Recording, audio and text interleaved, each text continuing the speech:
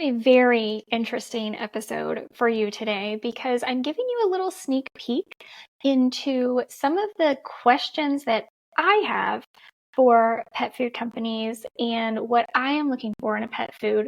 I'm particularly interested in today's guest, which is Oma's Pride, because they offer something that not many places offer. There are a handful, not very many.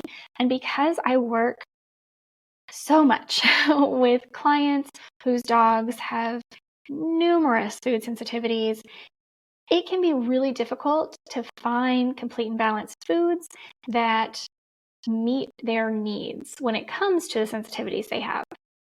So today's guest has not only a line of complete and balanced, which we're going to talk about in regards to the questions that I have when it comes to complete and balanced foods, but also grinds that are single animal. So you're getting the meat, the organs, and the bone.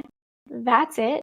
Not a complete and balanced food, which is something that we have not talked about previously on this podcast, but is very important when dealing with dogs who have lots of food sensitivities. Now, of course, I always recommend working with a veterinary nutritionist or a canine nutritionist or a holistic pet health coach, somebody in the realm of that area when dealing with a dog who does have a lot of food sensitivities, because we really need to dial in that rotation and elimination diet, work on the gut, reintroduce foods slowly over time, but that's another story. So Oma's Pride is different. Today's episode with Oma's Pride is different in that regard. Pay particular attention to the questions that I ask later on about the complete and balanced foods to get an idea of some of the things that I would ask if I were you. And of course, you are your pet's best advocate, so you decide what is best for your pet. With that, I'm going to go ahead and let today's guest explain the story, which is actually a pretty cool story behind how Oma's Pride got started and what they're doing now and the trajectory of the company moving forward. Please welcome with me, Adam, from Oma's Pride.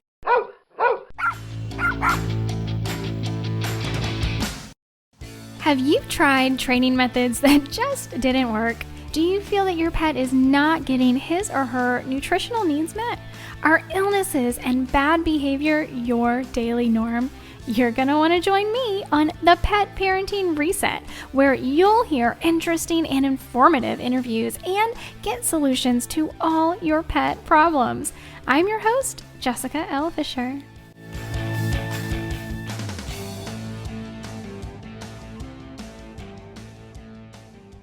Well, Adam, thank you so much for joining me today and coming to talk to all of the wonderful pet parents listening. Can we just start out by giving me a brief overview of Oma's Pride, the history? Because I know there's a lot of history and I know there's a story there. So I'd like to give you the opportunity to tell it. Absolutely. Well, first of all, thank you for having me on. We're delighted to be here. I really appreciate it. And appreciate having a chance to share a little bit about who we are. So I'm Adam. I'm a fourth generation member of Oma's Pride. So I will take you way back. And we always say that the story has, there's common threads, but every family member has a little bit of a different shade on the family story, which makes it kind of fun. We say it depends on, how many cocktails they've had, and around the kitchen table, but I'll tell my version of it. And we tell you a little bit about how we kind of got here. So my great grandparents, Earl and Margaret, they came to what became the family property in 1950. And they came with their two young daughters, and that was my grandmother, Sandy, who actually ended up creating our food, and my Aunt Cal, who still lives right on the family property in the White House in the corner. So they came and were from Avon, Connecticut, which is in Connecticut's Farmington Valley. And they were humble, hardworking folks, not terribly well educated, but worked really hard. So my great grandfather, after World War II, they were affectionately known as Oma and Pa. Oma is grandmother in German, and Pa became Pa. But he drove a school bus and a beer truck And my great grandmother, Oma, she was a very industrious woman, raising these two young daughters, and they had some chickens on the property, and so they decided to gather up the eggs and started selling eggs door to door. They had a giant garden, and really, kind of lived a pretty simple life, but we're always looking for the next way to kind of get ahead. It wasn't a giant working farm; it was a very small operation. So they started selling eggs door to door and did that for a number of years. And then my great grandfather, had someone in town that had some turkey feed on the cheap, and so he purchased it and got himself some turkeys. And fast forward about 15-20 years, and he had again, this is where everybody's got a different shade of the story, between 15 and 25,000 turkeys all over the property. So he was raising turkeys. Yeah, it was an interesting time, raising turkeys on the family property. And they were slaughtering them and processing them and selling them to area schools and supermarkets and feeding the community. And they started a transportation business, and they had some local school buses and bus kids around. And this is in a pretty rural area. But they had built the business. They eventually, in the 70s, USDA kind of came through, and they had a choice. They could continue with raising and slaughtering the turkeys, or they could further process them. So they went the direction of they didn't raise the birds anymore, and we became a USDA facility. And we have been, and we continue to be. It's the same building we still make our pet food in. And so we started processing custom cuts of turkey, of chicken, beef, pork, making burgers, all kinds of stuff. And they were a food distributor up and down the East Coast, primarily with poultry, but also with beef, milk, eggs, that kind of a thing. And they continued that for a couple of decades. Both great-grandparents, Oma and Pa, actually passed pretty suddenly. And my grandmother, Sandy, and my great-aunt, Cal, they inherited this business at a relatively young age. And so they ran the business as a food distributor and did that really until probably the mid-90s. Business consolidated a little bit, and that's really where pet food started to sort of come on. It was a very natural, organic way. So this isn't a story kind of cooked up in a boardroom. This is how it really happened. My grandmother, Sandy, she was this wild lady. I remember as a kid, her pulling up to my school in a Harley with this like crazy blonde hair. Oh yeah. And she had a sick dog, appropriately named Harley. Her and her husband were living up in the woods in Massachusetts and raising dogs and llamas and running this business. And she had a sick dog and was feeding the best sort of kibble and wet food and trying to feed the dog as best she could. This was like their whole life, right? And so the dog, Harley, started to get hot spots and very, very bad joint issues. They thought they were going to have to put him down. So she talked to some friends that were very into, she was doing acupuncture, all kinds of stuff. Talked to some friends that were sort of at the start of sort of a raw organic movement, especially with people food. And the family pets on the property always had meat scraps all around because that's what we did and lived very long lives. So she said, I'm going to give this raw diet that her vet said was likely going to kill the animal. I'm going to give it a try, and we'll try it for 30 days. And if there's improvement, great, we'll keep going. And if not, we may have to put him down. It was a pretty dire situation. And after 30 days, Harley was doing flyball classes. So his health had improved rapidly. Yeah, it was pretty remarkable. Health improved rapidly. He was doing much better. And she said there may be something here. And so we also sort of around the same time, because we sold animal parts and ground meat and bones, and folks would come into our market and ask for things like soup bones, or what we thought were soup bones, marrow bones primarily, and chicken frames and things like that. Folks were starting to in the area kind of get into this. And so my grandmother made some custom grinds of pet food for her dogs and worked with vets and folks that were at the beginning of the movement and sort of naturally created some mixes, some things that we still have in place, and started selling them.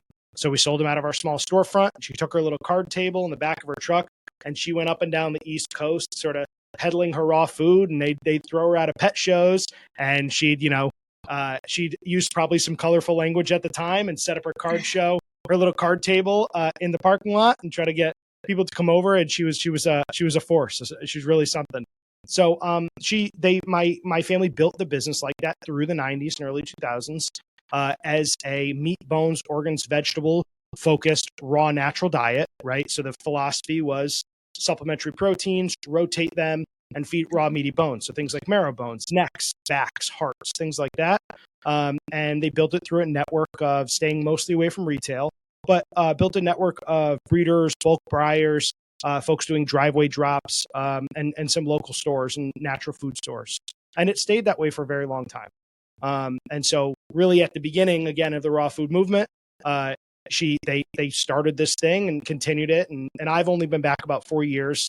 I spent quite a bit of time in corporate America, and then have come back into the family business. And we've worked really hard to not just service our existing legacy customers, but also bring forward a presence on almostpride.com, and then also finding the real right partners in the independent pet channel, something we're really excited about. So I was looking at the website because y'all are pretty early adopters into getting raw food on the market for Yes. pets. And so I'm seeing there's a lot going on here. And I love that it is a family farm. Everything is still family owned, family run. That's what I'm understanding, correct? Yes. Yep. We're completely family owned. Yep. Perfect. So, just as a consumer looking at the website, I'm seeing raw whole proteins. So you can actually just get grinds of. Oh yeah. I think Okay. what makes us different, right? The way that our philosophy was built was really sort of, and I don't want to call it old school, but it sort of is and was. But the idea that proteins should be rotated. So our mixes don't have any rice, any corn, any fillers, any binders, which is why a lot of them are in larger block formats, not smaller nuggets. We don't put any tapioca or anything like that in there to sort of keep things formed. We have whole bricks and blocks. We've moved them smaller and smaller, but it is primarily focused on its animal protein, right? All of this is we do it all in a USDA facility. We have an inspector there all the time. Right next to our pet food, we do custom cuts of poultry for food service. So it is a USDA facility that we own right on the family property. So we're using all human grade stuff. I've eaten all of our ingredients. You could eat our food if it didn't have bone in it, right? So it's meat, bones, organs, and vegetables, and that's it. We have a line of complete diets, which are just our classic recipes with a vitamin supplement in there to make them AFCO compliant. So if folks want to feed a complete diet, they absolutely can do so, which has become more popular in the past, call it 10 years, probably. But really the core of our business and raw feeders are feeding and they're cycling through our chicken and veggie, beef and veggie, turkey and veggie, or some lamb and veggie, some combination of those. They're trying supplementary proteins. Like we have a duck and bone. We do fresh ground green tripe. We have all different stuff. We have a beef organ, which is very popular, heart, kidney, and liver, turkey organ, all sorts of organ-based mixes. We have things like kangaroo, right? We have wild boar. So people are mixing, we call novel proteins or exotic proteins. They're using necks, raw meaty bones, a whole variety of a diet. But as the consumer has evolved and gone from I want to, no offense to I love Costco myself, but a Costco bag of kibble to maybe a cooked diet, right? I think folks are calling it, we hear gently cooked a lot. It's cooked food, right? So use a cooked diet, and then they make their way over to a company that's more like us, which is truly a raw diet, right? And then they may continue on the spectrum and go even more, right? Folks that want to eventually get to like a whole prey or something like that. But we sort of fit in that space of, we have all kinds of protein variability, great for sick dogs, great for dogs that have allergies, or just interested and creative pet parents that want to add some variety to their pet's diet. That's really kind of the space that we fit in. Yeah. Well, yeah, there's a lot of room for a lot of these different things that you're talking about, especially when it comes to getting like single proteins. That, especially now, because so many animals, so many dogs specifically are developing a lot of sensitivities for various reasons that we don't need to go into in this podcast. Finding suppliers where we can just get a single protein and the whole, like getting everything, right? Like that is that's something that is very needed. So if I can ask, the complete recipes, Yes. you did mention that there were some synthetic vitamins and minerals being added. Is that tailored for every recipe, or are you using like a premix? How does that work? Yeah, so they are built. It's a family family owned vitamin company in the United States, and they Okay. source all ingredients are either North America or South America. We don't have Chinese sourced vitamin supplements, which I know have been an issue. We are working to get more towards a whole food. I would love to say that our diet, even our complete, is just made up of whole foods. It's difficult for a number of reasons, but it's something we're working closer towards. We had a chicken woof complete. We call it woof for dogs and purr for cats. It's pretty easy to keep straight. But that we've historically we only had a chicken, right? We had a chicken woof because folks were asking for it. Again, that wasn't the way our diet was built, right? It's really built supplementary. You can use our supplements, someone else's. Almost never had this like burning desire or need to be all of a dog's bowl or all of a cat's bowl. We think we have a great place in there, but we don't need to hog it all. People can use other brands and supplements. There's great ways to complement that, and we encourage it. But the market, especially the retail marketers who've gone to national distribution, partner with pet food experts, we're independent pets, really where we focus. Getting a beef complete, a turkey complete, a lamb complete is something folks just ask for. So to get back to your question, yes, those are specific vitamin and mineral packs for each of those recipes to make them AFCO compliant. But they're not whole foods, right? Some of them are. There's great quality ingredients in there. There's good algae and there's all sorts of different stuff and we make it as clean and pure as possible. But the reality is we'd really like to continue to work hard to get more towards a fully whole food based diet, because we think that's just overwhelmingly the best thing. Just real tough. Some of those AFCO compliant measures are really tough to get on a consistent basis with things like whatever your specific add-ins are. Yeah, no, yeah, I get it. And there are a handful out there, but we definitely welcome more. But I we're appreciate working on it. I promise you, we're working on it. Yeah, I do appreciate all of what you said. One, that you are still heavily focused on the foods being the primary source, and that the vitamins and minerals you're adding are very specific based on whatever that recipe needs. Yep. I think that's important.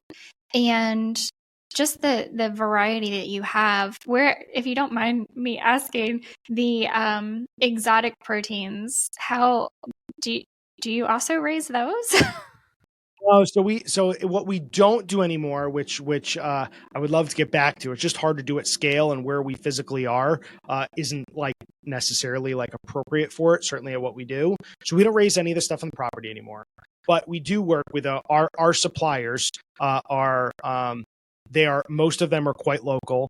All of them are domestic. So we don't all protein. And we say, we know there's a lot going on in a lot of conversation about beef is a great example, right? If they take if they take a cow or they take beef and they further grind it or even package it, right? In some instances, it can be labeled as a USA product. We know the specific ranchers that we work with that all of our beef, all of our lamb, which is highly unusual, makes ours more expensive. All of our poultry is domestic. It is great. It opens its eyes here in America, and then eventually it's packaged here in America. I don't know if I'm getting exactly to your question. Oh no, that's fine. Yeah. So all of the stuff is here and domestic, and the exotics. There we go. Yeah. So we have some seasonal exotics, like we have venison, we have with kangaroo. So a couple of those are imported, and we're very clear about that. But all of that stuff is farmed and raised. You can't sell wild game meat. Folks advertise the stuff's wild. None of it's actually wild game meat. You can't sell that in the United States. So all of that we have a couple different partners that work with smaller ranches that, for example, may raise deer for venison, and they're raised like free range and open in penned areas, and eventually they process them like cattle. But we try to make this stuff as clean and natural. I get calls all the time. I still, again, we're a small family business, so I get calls about talking about a bill or something, and I'll get, oh, I used to drink beers with your grandfather. So a lot of these relationships have been over generations and decades, and so we're really, I think our sourcing is something we're super proud of, and we feel really good about. That's awesome. So, you're basically you're just doing pet food now. If you're not raising the animals, is that? Yeah, so the lion's share of our business is pet food. So it's north of 95%. We still do custom cuts of poultry. So we serve a variety of other businesses with cuts of turkey that we work with farmers with, and then we further process them. So we may take a whole turkey and we may make it a boneless roast. So if you go to like a wedding or something like that, and they have a whole turkey roast that they're slicing, or some sort of event, those are things that we do. So we still do that for a number of schools and institutions. We are serving up until pretty recently. We were sending stuff onto submarines for the U.S. Navy. So we still do people food, so that we're still a USDA facility. But all of most of our business now is in the pet space. We also, which I think is worth mentioning, a lot of the people food now is really geared towards, it's called Miller Farms. So it's Miller Foods, our business. Almost Pride is the people, and then Miller Farms is our pet food. And what we did this past year is we started a 501c3, a nonprofit, to be able to raise funds, and we partnered with Connecticut Food Share, which is part of the Feeding America network, and we set a goal. And so we said, for a small 40-person family business, we want to donate enough turkey to Connecticut Food Share to feed 100,000 people. So that would be the largest donating organization to Connecticut Food Share, which is food insecurity is something, is feeding people, feeding pets. That's super important to us. It's in my blood, right? And so we took on the cause, and we knocked on doors and reached out to folks, and we were able to get it done this year. And we were able to donate 5,000 turkeys, both with in partnership with a bunch of our vendors and folks we work with in the pet side, and then also with grocery stores and folks that purchase our turkeys every year, because we've done that for years and years with a couple of partner farms, and able to feed 100,000 people this year. So something we're super, super proud of. People food's really a business of service at this point, and pet food is how we sustain ourselves. That's awesome. Yeah. So people can purchase directly from your website, and you ship. And then yes. You have, I think you mentioned at the beginning, you're working on some getting into some of the local healthy pet stores. Yeah. So the great way to find us, right, is you can go to almostpride.com, and we ship to anywhere in the lower 48. I think we actually ship to Alaska also. And we'll ship directly to folks' door. They have to purchase up to a certain amount, and the shipping is free. And that's a good chunk of our business. But we also have an established network of co-ops, of breeders, of folks that buy in bulk. We still have folks where we drop off pallets in a driveway, and people that have been buying from us for 3 or 4 generations of dogs, 30 years, whatever it is, long-term customers that we still deliver to locally. And then we've partnered with a couple different distributors, but primarily pet food experts across the country. We actually in January just launched, so we'll be available in everywhere from California to Denver and Washington and Chicago, to independent pet stores across the country, something we are extremely proud of. All right, when I came back to the family business about 4 years ago, I knew that we had a fantastic product. We had a great rabid group of customers, and we had a really good story to tell, right? But our packaging and our brand wasn't reflective of who we are. We didn't tell our story that well. And the number one thing I heard from folks is it's really hard to get your food, right? So those are all really good problems to have. It's really hard to have a great product. It's hard to treat people really well. And it's hard you can't create a story out of nowhere. You really shouldn't. People kind of see right through that. And so over the past several years, we've modernized our brand imaging, right? So people see who we are. If you follow our socials, you get a good experience for what we are, what we're about, and who we are, and the family, and our little business here, and modernized our packaging, and then made it really easy for pet stores around the country. Again, independent pet stores, think that's super important. We think a brand like ours resonates there, and our online channel to be able to reach people affordably across the country. So we're getting closer to solving those problems and making sure that there's no compromise in quality in the product we make. And being a completely family-owned business, the way we are, allows us to do all of that very comfortably. So the first one, and this was actually when I was talking to a veterinarian friend of mine, she was like, "Ooh, ask this and see if they'll tell you." Is if there's a formulator you're working with, because I didn't happen to notice on your website if you were advertising like a veterinary formulator or anything that you were working with to create the recipes. Sorry, go ahead. Yeah, so I think so I am not, right? I'm not a licensed nutritionist. I'm not a vet. But we when our formulas were developed, most of them in the 90s, right? So at the time, we worked with folks that have, some of which have passed, right, are no longer in the industry. And my grandmother who developed them, she's also passed. So when we developed these recipes, they worked with formulators, and we have partners of ours that are vets that still buy from us, that worked with us in the origin of development of those.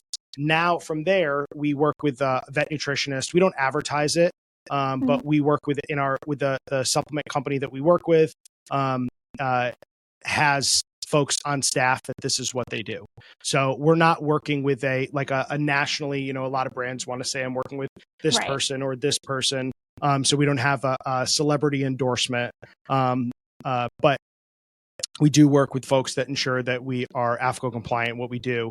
But I think it is worth recognizing that out of our, she's called it 120 product portfolio, which is very different from most companies. We only have 5 products that we claim are complete diets, right? So that is not, so our focus is giving people variety and choice and less prescriptive. We don't say this is what you need to feed. We say here are the options, right? And most of our folks are building their own bowls. They're having some fun with it. I think, and this is not a terribly popular thing, but I think there's also a recognition that just like human food, that feeding your pet is not a finite science. And if you're off on a mineral or a carbohydrate level by a percentage, just like you and I, your diet or vitamin profile does not need to be perfect to live a very long, very healthy, very happy life. And I think there's also a recognition that the needs of a pet, just like the needs of a person, are going to vary with the breed, with the body structure, with the activity level, with the quality that they're getting, with tons of other factors.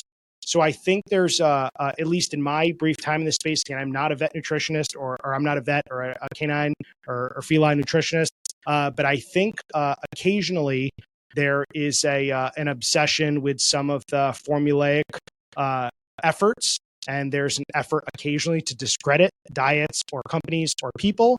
And I think folks that apply common sense, logic, and then if they have real concerns, of course, we always say consult with your vet. But I think there's an element of common sense and knowing your animal and doing your best to read and understand what's best for them that I think shouldn't be forgotten or lost. So I don't know if that gets to all the heart of your question, but I think it's important. That's a lot of what we are. Remember, our diet was built in rotational feeding, right? It's about getting enough variety to fill the bowl, to get the full experience, and to make sure that, again, they have what they need as best you can to live a long, healthy, happy life. Yeah, no, I don't disagree. And I do think it is important to know because there's a segment of the population that just can't. They just can't. And it's just like 100%. Put something balanced in my bowl and I'm going to, live the rest of my life. And there's nothing wrong with that. Yes. A segment of the population that is very much into balance over time and rotating, like you're saying. So that is definitely a model that is becoming more popular too, I think, which, hey, like you said, every dog, every cat is an individual and feed them as such. So it's just important to get this kind of information out so that person that is looking for put it balanced in the bowl isn't accidentally buying like a grind that isn't labeled as, Yeah. right? So just getting that information out there. Yeah, and that's super important. I think that's where labeling, as much as those can frustrate, if you talk to the pet food brand, sometimes the labeling requirements between states like aren't consistent or even in conflict. But I think in the way that it has to be abundantly clear whether it is a complete diet or not and who it's meant for. I think that is a good protection for consumers that want a very basic, for any number of reasons, whether they need to have it or it just fits their life and lifestyle best. But I think letting them know that this is a complete diet and your animal should be getting everything they need from it. I think that's a great way to protect consumers. Yeah, I've got no opposition to that, for sure. Absolutely. So my one other question, and I know you're pushed on time, for those of us who are canine nutritionists who maybe would like to use some of the grinds or even the organs, creating diets for clients, do you offer, like if I were to contact you and say, hey, can you give me the breakdown of the nutrient on this? Do you have that available? So it depends on the item, right? So some of these, again, small family business, right? Folks probably don't know, but it's a couple $1,000s to get full panels of nutritional values. It can be, and sometimes, like here's an example, one of our long-term time customers has an animal that has a particular issue or sensitivity.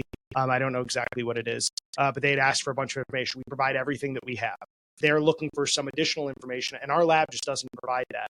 I think there's probably additional testing.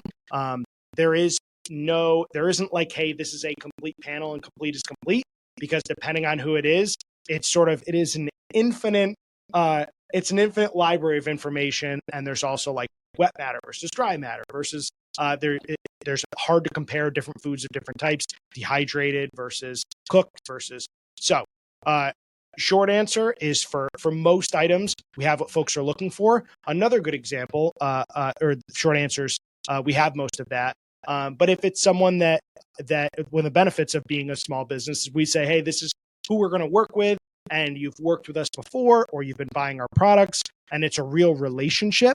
I actually have a product going out today that someone wants and is asking for an updated test on, I think it's iodine in a cat food. And so I think that's the example. Hopefully I don't mix that one up. But we're going to send it out to the lab because they are a customer who's been with us for years and they have a very specific question. And so I'm going to send the product out and I'm going to do some testing. And we're going to take a look at it and make sure that we're providing, hey, here's what we had, here's what we have now. That's been X number of years. So for like anything, for the right person, situation, whatever, if we don't have it, we can get it. Okay. Perfect. Well, I appreciate that. I know you have to run and get your son. Just one last time, where can people find you on socials, website, all of that? Yes, absolutely. You can find us at Almost Pride everywhere. Please check out almostpride.com. So our socials. I think our team on Instagram and Facebook, so across the Meta platform, does a wonderful job. You can find us on TikTok, Almost Pride Pet Food. But check us out, like I said, almostpride.com. We encourage folks to check out our store locator on our website. We want to support independent retailers and our co-ops and folks that are out there and have been sort of spreading the good word. We think that they're vital to that channel in particular, are vital to teaching people and having resources accessible and having good, honest conversations about the best way to feed your pet. So we got all kinds of blog content too on our website, and folks come in to do guest blogs to all sorts of nutritional topics. We'd love to have you on there if you'd like to. I think that'd be pretty cool. But that's where we are, and we really appreciate anyone checking us out. Yeah, absolutely. And I will make sure to have all of that linked in the show notes as well. Thank you again for your time, Adam, and appreciate the story. It sure is a wonderful one. Thank you so much. We really appreciate it. Thank you so much for listening to today's episode. Make sure that you're following the show so you never miss an episode. And please take a moment to rate the show on your podcast app. I'd also love it if you'd share this podcast with your friends and family so that they can benefit from the information to help their pets live long, happy lives too. Don't forget to take advantage of this special discount as a listener today and get access to over 100 online videos and my online dog training, The Furry Family Coach. Just go to thefurryfamilycoach.com and use code PODCAST at checkout to get your first month for only $7. That's thefurryfamilycoach.com and use code podcast at checkout to get your first month for only $7. I can't wait to have you join and see you on the inside.